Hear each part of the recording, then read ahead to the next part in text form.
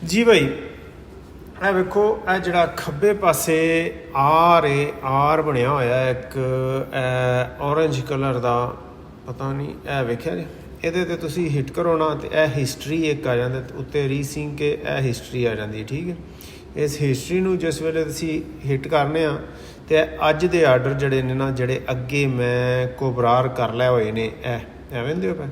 ਇਹ ਅੱਜ ਦਾ ਆਰਡਰ ਹੈ 680 ਦਾ, ਇਹ ਜਨਾਬੇ ਲਈ ਅੱਜ ਦਾ ਆਰਡਰ ਹੈ 8 ਯੂਰੋ ਦਾ, ਇਹ ਆ ਗਿਆ। ਠੀਕ ਹੈ, ਇਹ 10 ਯੂਰੋ ਦਾ ਇਹ ਆਰਡਰ ਆ ਗਿਆ।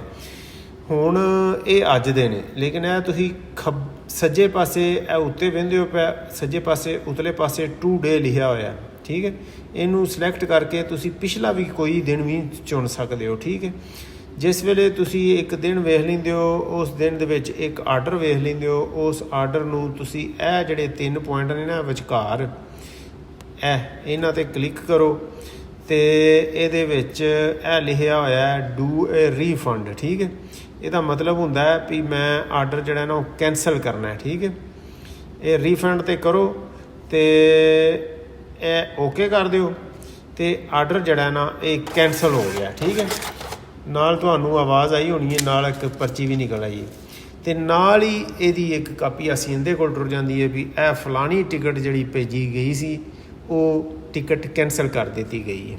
ਠੀਕ ਹੈ।